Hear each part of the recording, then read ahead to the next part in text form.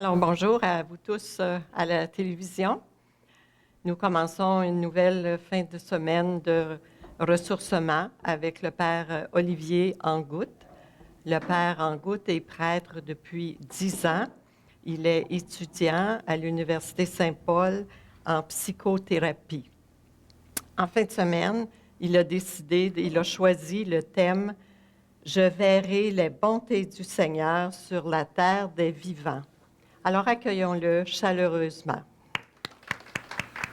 Bonjour chers téléspectateurs, bonjour à vous qui prenez part à ce merveilleux programme de Foi et Télévision qui nous invite à faire un ressourcement à des périodes bien précises. C'est toujours un honneur de prendre part à ces moments de ressourcement parce qu'ils me permettent, c'est la deuxième fois que je rends visite à Foi et Télévision, ils me permettent, ce moment de ressourcement, de me ressourcer moi-même. Je dis merci à toute l'équipe et merci à nos fidèles téléspectateurs et à vous qui prenez part à ces moments de ressourcement. Lise l'a annoncé, le thème qui a été choisi pour ce soir, c'est « Je verrai les bontés du Seigneur sur la terre des vivants ». J'aimerais d'entrée de jeu commencer par lire le psaume en question duquel est tiré ce verset, le verset 13. Je parle là du psaume 27 au verset 13. J'aimerais le lire pour qu'on sache de quoi on parle et d'où est-ce que je pars. Nous aurons jusqu'à demain à poursuivre dans cette méditation. Eh bien, si l'on a sa Bible, si on a son livre de psaumes, si on est en communion ou si on n'a pas de quoi lire, on peut simplement se disposer, trouver une attitude d'écoute, se disposer sous la mouvance de l'Esprit Saint pour accueillir ces belles paroles du psalmiste qui nous mettent sur le chemin de l'espérance. Yahvé est ma lumière et mon salut, de qui aurais-je crainte? Yahvé est le rempart de ma vie, devant qui tremblerais-je? Quand s'avancent contre moi les méchants pour dévorer ma chair, ce sont eux, mes ennemis, mes adversaires, qui chancellent et succombent. Qu'une armée vienne camper contre moi, mon cœur est sans crainte. Qu'une guerre éclate contre moi, j'ai là ma confiance. Une chose qu'à Yahvé je demande, la chose que je cherche, c'est d'habiter la maison de Yahvé tous les jours de ma vie. De savourer la douceur de Yahvé, de rechercher son palais. Car il me réserve en sa hutte un abri au jour de malheur. Il me cache au secret de sa tente, il m'élève sur le roc. Maintenant ma tête s'élève sur mes rivaux qui m'entourent et je viens sacrifier en sa tente des sacrifices d'acclamation. Je veux chanter, je veux jouer pour Yahvé. Écoute Yahvé mon cri d'appel. Pitié, réponds-moi. De toi mon cœur a dit, cherche sa face. C'est ta face, Yahvé, que je cherche. Ne me cache point ta face.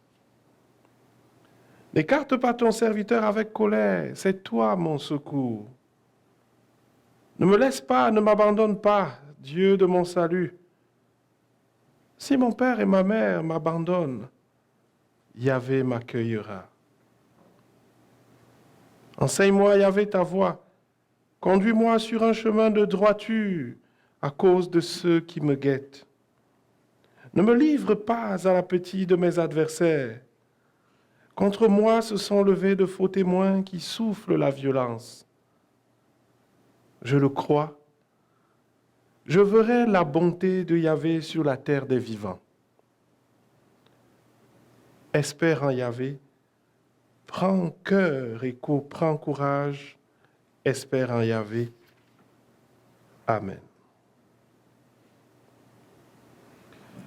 Nous avons parcouru là tout le psaume 27, duquel nous avons tiré le verset 13. Je verrai les bontés de Yahvé, du Seigneur sur la terre des vivants. Pourquoi avoir choisi cet extrait pour accompagner notre méditation, notre ressourcement, notre prière en cette période? Je dois dire que quand j'ai reçu l'appel de Foi et Télévision, qui m'invitait une fois de plus à prendre part à ce programme, je n'étais pas du tout inspiré. Quel thème? De quoi parler? Je tentais de dire, proposez-moi quelque chose à dire.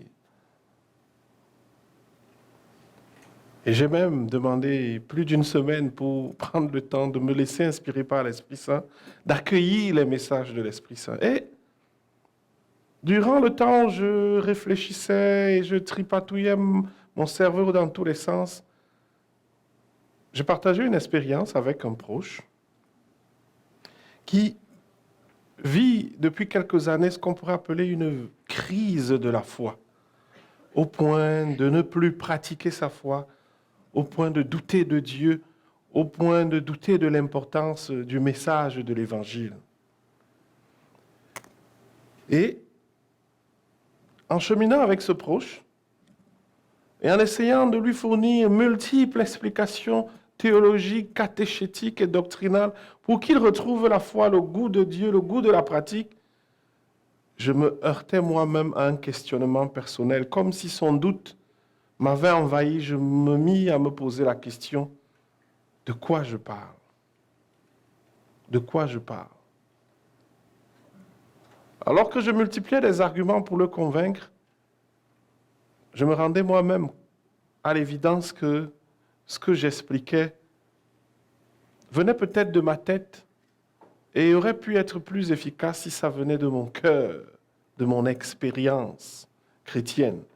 J'en ai, certes, mais on n'en a jamais assez pour parler de Dieu.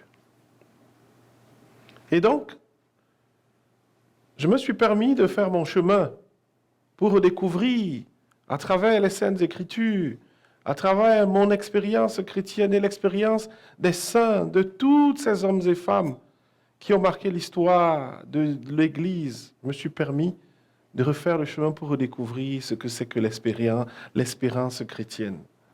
Et c'est comme ça qu'un soir, en lisant le psaume 27, je suis tombé sur cette belle phrase. « Je verrai les bontés du Seigneur sur la terre des vivants. » J'imagine que, comme moi, chacun d'entre vous a quelqu'un autour de lui, un proche, un fils, un frère, un enfant, un ami, bref, un parent,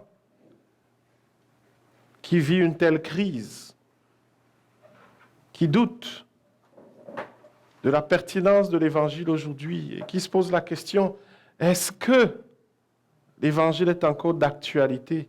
J'imagine que, comme moi, vous vivez parfois ces moments de désarroi, vous ne savez pas quoi dire pour éclairer la lanterne de ceux qui sont autour de vous. Alors, à vous qui nous écoutez, à vous qui voulez partager ce cheminement avec nous ce soir, je nous encourage à nous suivre pour, ensemble, redécouvrir ce que c'est que l'espérance chrétienne, afin d'en être remplis pour nous-mêmes d'abord, et puis, par la suite, pour être capables de la partager avec ceux qui sont autour de nous. Le psaume que nous venons d'écouter, le psaume 27, comme je le disais, verset 13, est un psaume qui est tiré du grand psautier que l'on connaît tous et que l'on peut retrouver dans n'importe quelle Bible. On sait que généralement, les psaumes sont attribués à David. Non pas que ce soit lui qui ait écrit tous les psaumes, mais on lui attribue la paternité de tous les psaumes, le parrainage de tous les psaumes. Et la particularité dans les psaumes, c'est que on est toujours marqué par la spontanéité du cri du croyant qu'il écrit. Il est spontané. Il dit ce qu'il vit. Il laisse exploser, il laisse jaillir ce qu'il ressent face à une situation. Et dans le cas particulier du psaume 27, on peut observer que ce psaume a une structure répartie en deux grandes parties, en deux grandes divisions, deux grandes parties, tant pour moi. La première, C'est celle qui a pour champ lexical ou sémantique le désarroi, le risque, le danger. Et on peut le parcourir dans ce psaume. Le psalmiste, il s'inquiète. Il y a un danger imminent. Il s'inquiète, il est apeuré. On l'entend dire qu'une armée vienne camper contre moi. Il est en danger. Quand s'avancent contre moi les méchants, il vit un danger imminent. Et à côté de cette partie où le psalmiste vit sa peur face au danger imminent, on peut percevoir aussi un certain nombre de mots que l'on peut rassembler sous le chapeau de l'espérance. Il a peur, il est menacé, mais même dans sa peur, il parvient à dire des paroles qui sont sa source de réconfort. Yahvé est le rempart de ma vie. Mon cœur est sans crainte. Savourez la douceur de Yahvé. Tout se passe comme si il est en face de la mort, mais il conserve une certaine sérénité. Tout se passe comme si il est en face du plus grand danger de sa vie, mais il peut chanter, comme Daniel dans la fosse au lion. Tout se passe comme si il affronte la croix, le combat le plus délicat de sa vie, mais il le fait avec le sourire. Tout se passe comme si il est au bord du gouffre, mais il peut avancer avec une certaine sérénité, une paix face aux événements qui approchent. Et il me semble que lorsqu'il clôture le psalmiste en disant « Je verrai les bontés du Seigneur sur la terre des vivants », il nous met sur le chemin de ce qui l'anime. Et j'aimerais tirer de ce beau verset le thème de l'espérance, en me posant la question, qu'est-ce qui garde ce psalmiste, ce croyant en proie aux difficultés, si confiant?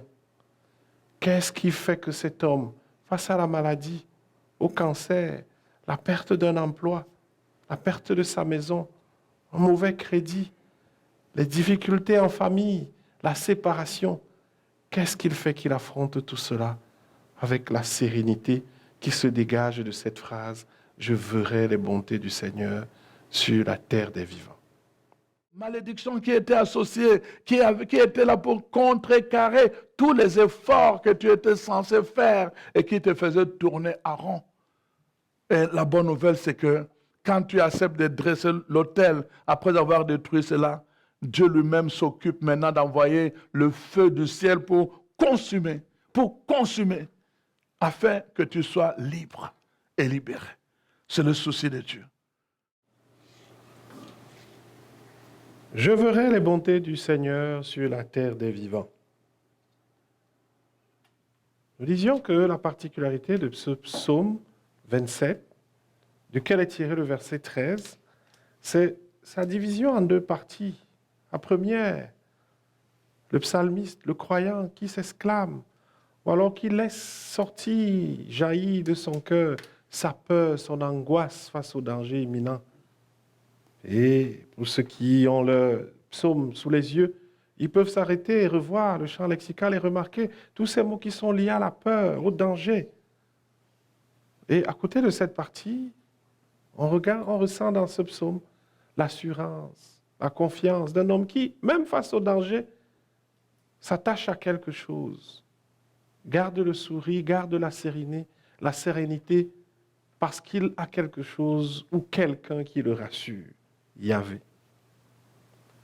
Maintenant, j'aimerais que, sur la base de ces deux parties de ce psaume, duquel est tiré notre thème, « Je verrai les bontés du Seigneur sur la terre des vivants », j'aimerais qu'on l'applique à notre situation d'aujourd'hui. Et j'aimerais que l'on s'arrête premièrement sur les périls.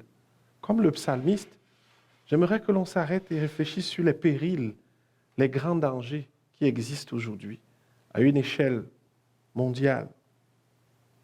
Parce que comme le psalmiste aujourd'hui, beaucoup perdent la foi, beaucoup doutent,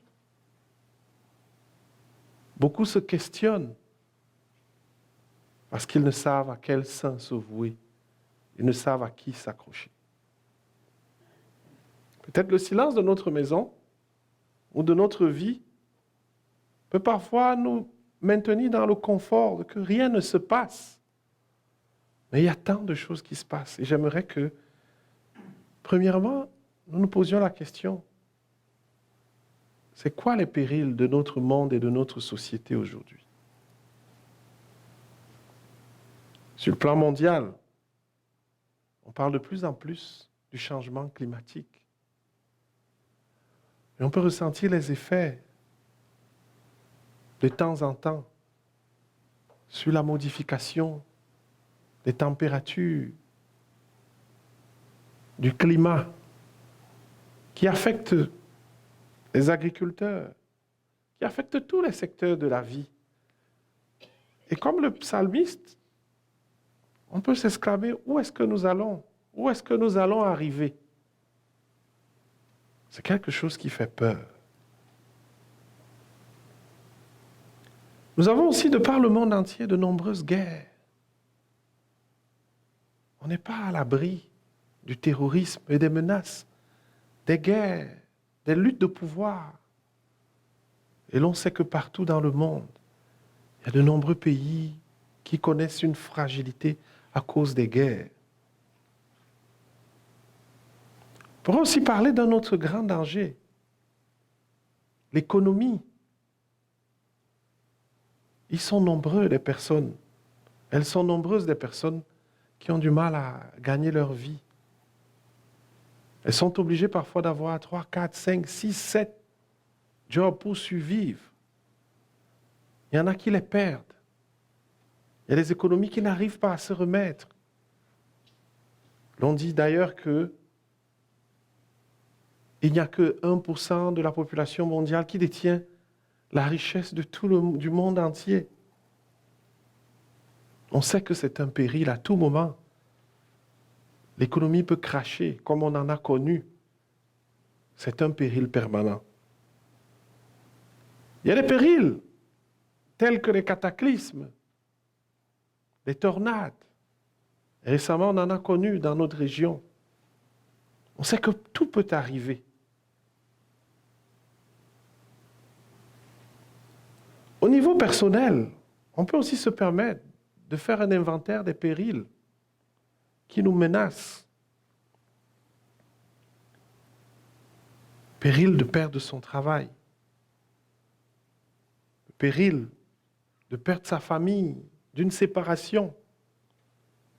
Le péril de la maladie.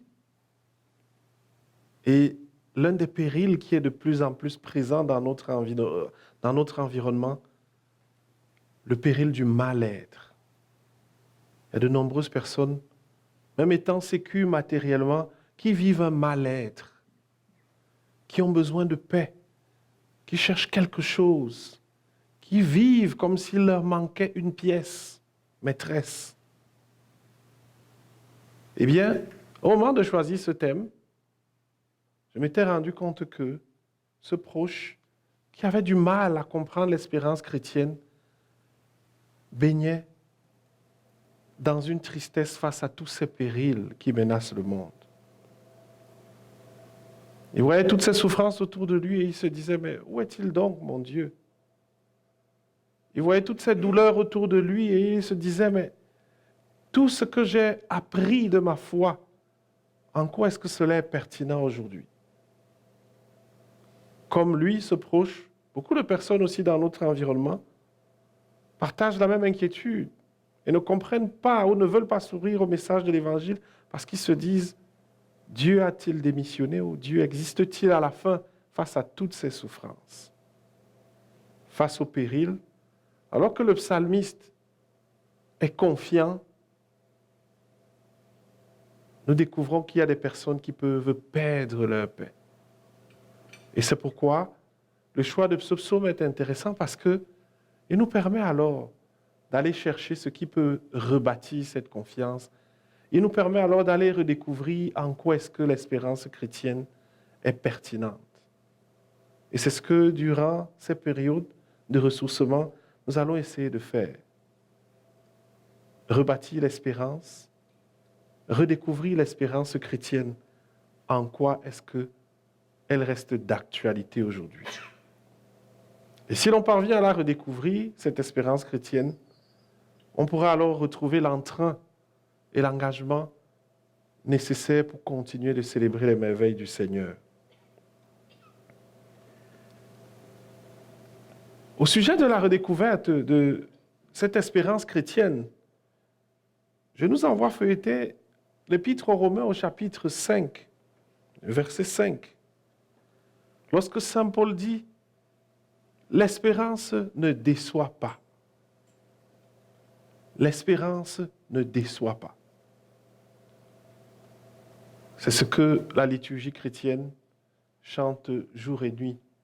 C'est ce que tous les mystères que nous célébrons dans la Sainte Eucharistie veulent mettre en lumière, que l'espérance ne déçoit pas. Et le psaume 27, que l'on a lu d'entrée de jeu, nous rappelle justement ce message fort quand le psalmiste dit « Le Seigneur m'élève sur le roc ». Il veut non seulement parler des promesses du Seigneur, mais il veut aussi dire que Dieu n'échoue pas. Lorsqu'il parle du Seigneur qui le met dans sa hutte, à l'abri, il veut mettre en relief les promesses de Yahvé qui n'échouent pas. Lorsqu'il élève son cri et dit qu'il est face à la mort, mais il est confiant, il veut mettre en exergue le fait que Dieu n'échoue jamais.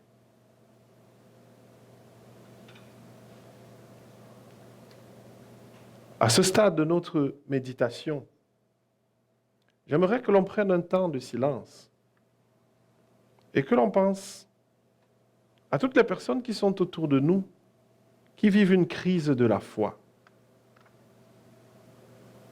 qui, face au désespoir, baissent les bras. Prenons un temps pour penser à toutes ces personnes qui ont tourné le dos à l'Évangile. Prenons un temps de prière pour penser à toutes ces personnes pour lesquelles l'Évangile ne les rassasie plus aujourd'hui, n'est plus pertinent aujourd'hui. Et prions pour elles. Elles sont là, mais il y a aussi nous. Nous connaissons tous des nuits de la foi. Ce n'est pas toujours spontané de réagir face au danger imminent comme le psalmiste. Pensons à ces moments où nous avons sombré dans le découragement et le doute. Pensons à ces moments où nous avons oublié les promesses de Yahvé. Nous avons cru que tout était fini. Pensons à ces moments où on a douté, où l'on s'est dit, est-ce que je suis sur la bonne voie? Oui, ça peut arriver, les déserts de la foi. Mais les déserts peuvent être des grandes occasions de croissance spirituelle. Prions pour toutes ces personnes-là, prions pour nous-mêmes, pour ces moments de désespoir que nous avons connus, en redisant la prière que Jésus nous a enseignée. Notre Père, Jésus, que ton nom soit sanctifié, que ton règne vienne, que ta volonté soit faite sur la terre comme au ciel. Donne-nous aujourd'hui notre pain de ce jour. Pardonne-nous nos offenses, pardonnons aussi à ceux qui nous ont offensés. Et ne nous sois pas entrés en tentation, mais la Vierge Marie, aux noces de Cana, a fait l'expérience de ces personnes désespérées. Ils n'ont plus de vin. Elle est allée voir son fils pour lui dire, ils n'ont plus de vin. Confions à l'intercession de la Vierge Marie toutes ces personnes, et nous-mêmes avec, qui face au danger imminent, Père de la foi, Père de l'assurance, je vous salue Marie. Avec vous. Vous êtes bénie entre toutes les femmes, et Jésus, le fruit de votre est béni. Sainte Marie, Mère de Dieu, priez pour nos pécheurs, maintenant et à l'heure de notre mort. Amen. Merci. Malédiction qui était associée, qui était là pour contrecarrer tous les efforts que tu étais censé faire et qui te faisaient tourner à rond. Et la bonne nouvelle, c'est que quand tu acceptes de dresser l'autel après avoir détruit cela, Dieu lui-même s'occupe maintenant d'envoyer le feu du ciel pour consumer, afin que tu sois libre et libéré. C'est le souci de Dieu.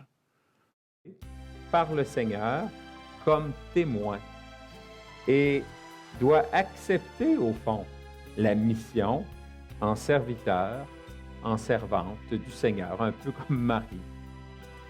Dieu est celui qui, au fond de nous-mêmes, nous dit « Tu vaux plus que ce que tu crois être. Tu peux faire plus que ta faiblesse. Tu peux t'ouvrir aux autres plus que tu penses. » La confiance en Dieu, la confiance en une puissance suprême n'est pas de trop. Elle ne fait qu'ajouter à notre confiance. Si nous avons confiance en notre intelligence en tant qu'homme, en tant que chercheur, en tant que personne méthodique et pragmatique, ça ne dilue en rien de croire en Dieu, ça ne dilue en rien le pouvoir humain. Et l'on sait que depuis les années 50, avec la crise de la foi, beaucoup de personnes ont remis en question la puissance, l'existence de Dieu, parce qu'elles ont mis en concurrence Dieu et l'homme, en disant, l'homme peut se libérer tout seul, il n'a pas besoin d'une puissance. Est-ce qu'une puissance supérieure enlève à la puissance de l'homme? Non.